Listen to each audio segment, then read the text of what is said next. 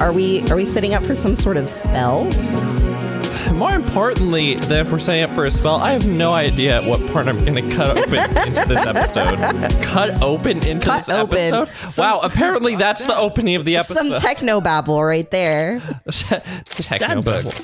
It's Dad Book. Yeah, so we eventually unlocked a Dad Grinder.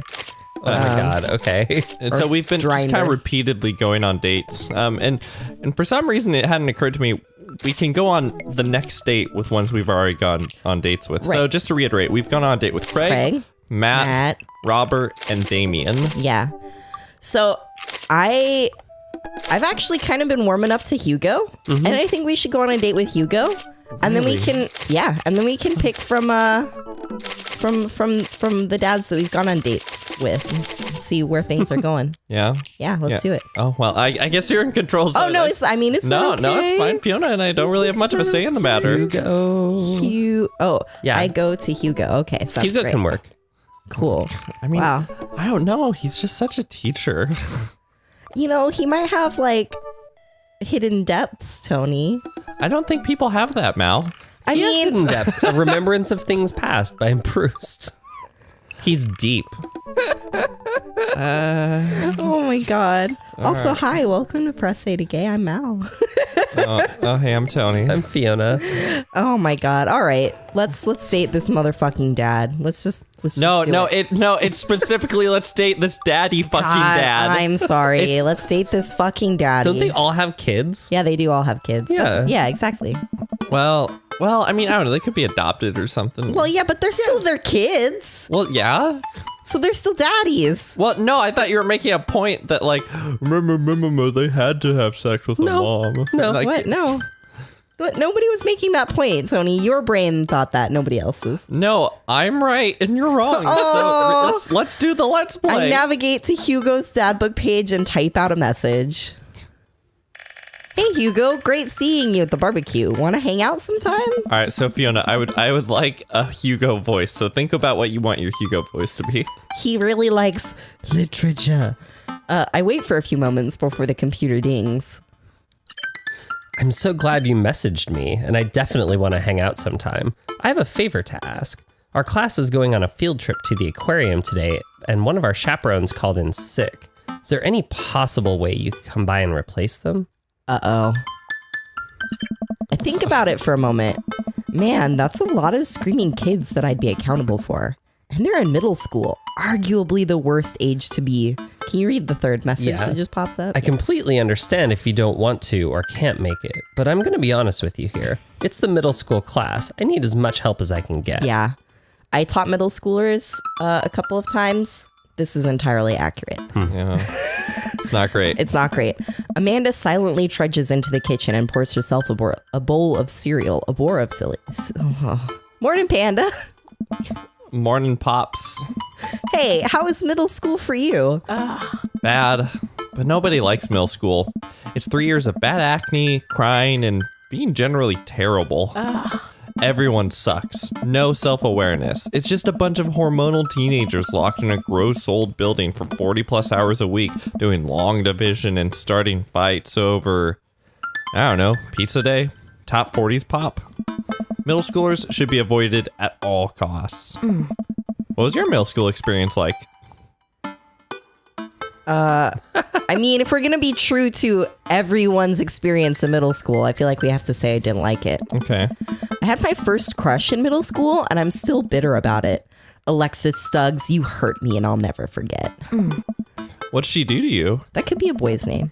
I stare off into middle distance, remembering the 24 hours that we dated and the 3 times we held hands between class periods. Then I remembered the bitter betrayal. Her leaving me for Arnold Birmingham. Him making me eat dirt in front of her. Oh my God. I don't want to talk about it. See? Middle schoolers are reprehensible. Wait, why are you asking me about middle school? Mr. Vega requested my help to chaperone his middle school class to the aquarium. Just wanted to know what I was in for. So, wait, request? Can we from now on call Hugo M. Bison? M. Bison? Why?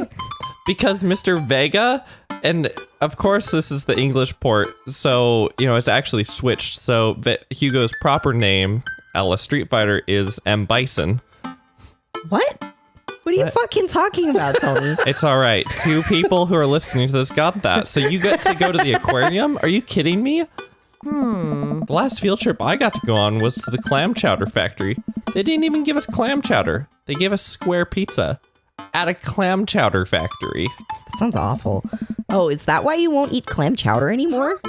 No, it's because Bobby Willingham threw up into one of the vats of clam chowder, and I'm the only one who ever saw it happen. It haunts me. Oh, God. That's so gross. Right, let's leave that story firmly in the past. Anyway, you should just do it. M. Bison sounds like he could really use the help. Plus, you get to hang out with cool fish. Amanda, I get kind of weird about aquariums. The ocean makes me nervous. What? Are you worried that a whale is gonna pop out of the touch tank and swallow you whole? Don't you put fear in my heart. Well, do they have penguins there? Yes, they have penguins there. Because penguins are fish? Then it's settled. Penguins are fish. I sit back down at the computer and let Hugo know that I'm available. I'm sorry, who know? I can't even remember what you asked. He tells me to meet him at the aquarium and gives me the address. I grab my keys and kiss Amanda on the forehead before I head out. So you know I don't have object permanence. This is true. That's not true at all. You have some of the more object permanence, like I have selective object permanence. Let's say that. that's object permanence. No. I arrive at the aquarium to find that the school buses have beaten me there. Preteens huddle around their teachers in small groups, yelling at each other and goofing off. Every teacher looks like they're at their wits' end. Yep, sounds like teachers. Hugo jogs up to me looking frazzled. I'm so glad you're here. Hugo. I don't know. It's been a debacle all morning. We're short-handed and most of the kids won't stop screaming, as I'm sure you know is the case with all middle schoolers. I lived through Amanda at 12. I'm all too familiar. Great. Well, it's you and me chaperoning a group of 10 kids. They're over here. Hugo walks me over to a gaggle of preteens who are all sitting on the ground playing with their phones. They're not kicking each other like some of the other groups, so we're off to a good start. 5 to 1's not a bad ratio. It's at really all. not. It's really not. Oh my God. I would have fucking killed for 5 to 1. Same. Oh, so terrible. Can you guys put your phones away? All of the kids look up for a moment to stare at Hugo. They then go back to texting. At least they're quiet. Oh. Too quiet. These guys are up to something. I can feel it. There's no way. They're too busy thinking about not getting food stuck in their braces to pull any stunts. It's middle school after all. We'll see. The classes start filing into the aquarium and Hugo hands out massive stapled packets of paper to each kid. These are due at the end of the field trip. Yes, this will be for a grade. No, you cannot borrow a pencil. Man, the kids collectively groan and grab the sheets from Hugo. What's in the packet? Honestly, it's just busy work so that the teachers have a moment's reprieve. I think one of the questions asked them to sit quietly for 10 minutes to think about the Great Barrier Reef. Nice. Teacher hacks. I like that. Wait, I thought you were an English teacher. What does the aquarium have to do with books? Oh. We just did a unit on the old man and the sea. Nothing quite like introducing kids to the futile perseverance of the human spirit by making them pet stingrays. It gives us time to check out some of the exhibits as well. Come on, they have a phenomenal selection of tropical fish. While the kids sit on the floor and pretend to do their assignments while they text, Hugo and I wander over to a large tank filled with brightly colored fish. Hugo points to a brown and white fish with long spines. Hey. That right there is a lionfish. Do you know that their stomachs can expand to up to 30 times in size? Whoa. Hey. Their spines are venomous too. Nature is hardcore. You think that's bad? Take a look at this one over here. Hugo points to a spiny, grumpy-looking fish hanging out near the bottom of the tank. That's a stonefish, the most venomous fish in the world. And they just, keep it here? Oh, they're relatively harmless so long as you don't step on them. What happens if you step on them? Oh. Tissue necrosis. Cool. Oh. Nature is wild. Man, Hugo seems to know a lot about fish. I feel the overwhelming need to impress him. Hey, see that fish over there? Oh. That one? Yeah, that's the... God, our character is such an ass sometimes. I know. I kind of like it. How weird are you going to go with this? We're going to go blue-nosed wigglyfish, obviously. All right. Yeah? You see, we got hearts. All right. Did you know that I like political fish trivia? This fish openly supports the legalization of marijuana. I didn't know it was so progressive. Yeah, we got eggplants. Times are changing, man. Wait, are you serious? Okay, no, I'm not going to be mean. I'm playing it for the gag here. Good one. Oh, but we didn't get eggplants there. That's okay. We lead the kids to another room. How are we gonna S rank our date with M. Bison and like get into Shadowloo? I don't think that it's like you can get no hearts, you can get hearts, and you can get eggplants. I think it's like sometimes you get hearts and sometimes you get eggplants. I don't think it's... It was only 2 choices. Yeah. So. Okay. Tony, as someone who's played this game more than you have, I think I know how it works. Damn it, you have played this game more than I have. We lead the kids to another room. Sharks, sea turtles, eels, and other marine life swim around in a massive floor-to-ceiling aquarium. The kids begin trying to take selfies with the sharks, of course. Hugo leaves my side to separate 2 kids who started fighting over a Capri Sun. Y'all remember those days fighting over Capri Suns? Yeah. I walk around the room, reading the tiny little blurbs about different fish swimming inside of the enclosure. After a while, I look around and see Hugo again. He's gazing up at the aquarium in childlike wonder. The ripples in the water cast blue, moving shadows across his face. For someone surrounded by angry, hormonal preteens, he looks completely peaceful. He looks really cute in this light. I hope he doesn't notice me staring. Wow. Why are you staring at me? Yeah, right? I walk over to join him. Beautiful, isn't it? Oh, What? Oh. Wow. Oh my dog. Ooh. I think What are your goals here with Hugo? well, I mean, I don't want to come off too strong. I think I'm just, because he likes the ocean, so I think smoozing to the ocean will Wait, inadvertently are you schmooze trying to him. make out with Hugo? I'm the trying to aquarium? make out with all the dads we go on dates with, Tony. I'm sorry, the who? All the daddies. Like, why? Like, I'm trying Okay. to do well at this I think game. the ocean is like the long game. Yeah, I agree. Thank you, Fiona. A great many mysteries lie in the ocean. It truly is fascinating to be able to observe it in a setting such as this. That's See? a very astute Eggplants. point, Teddy. You. I know the daddies, Tony. We stand together for a moment, admiring the wonders of marine life. I guess I just don't know nearly as much about daddies as you do, Mel. I mean, you've never been a daddy, Tony. That's true. I've been a daddy for like 3 weeks now because of this Let's Play. We eventually make our way to the touch tank room, which seems to be the only thing the kids are actually interested in. The tank is filled with a variety of horseshoe crabs, sea urchins, stingrays, and small fish. I stand around the edges of the tank and keep a wary distance from the sea life. Who knows what kind of nefarious plans those horseshoe crabs have for my well-moistured hands. Hugo rolls up his sleeve and sticks his hand in the water. Don't you want to pet some rays, Teddy? Oh, I think I'm good. I think I should just stay over here and admire them from a respectable distance. Come on, it'll be fun and informative. Don't make fun of me, but I'm scared to touch them. I get weird when there's no glass separating us. I don't know what any of those things are, but I get the feeling they will probably bite me, and my delicious hands if given the chance. Nothing in this tank could hurt you. The stingrays have had their barbs removed, and the horseshoe crab only eat little clams, and the anemones are perfectly safe to touch. Against my better judgment, I approach the tank. Slowly dipping my hand into the cold water, I touch a stingray as it glides past me. See? Not so bad. It feels like fun, slimy leather. That's pretty accurate. Things get a lot less scary when you learn more about them, right? Oh, his kink is learning. I dive my hand back into the touch tank with a renewed vigor for ocean life.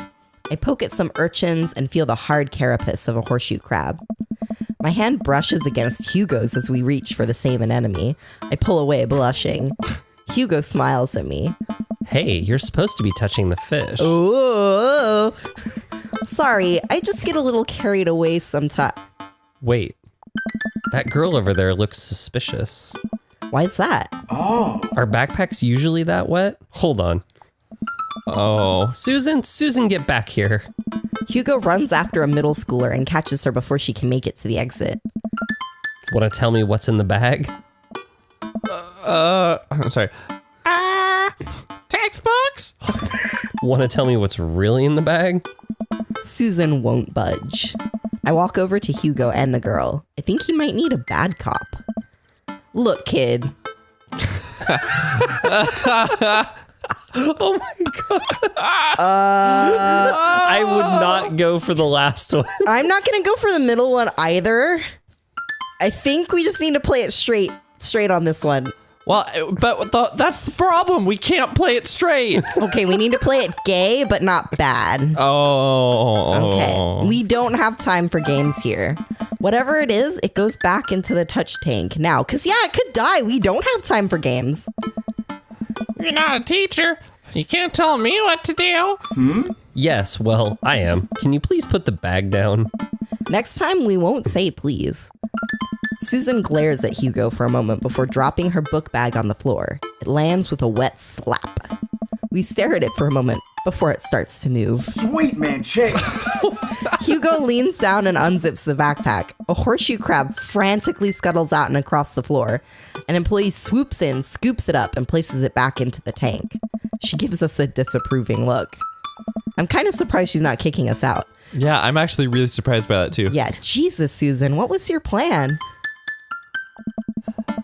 I was trying to free him.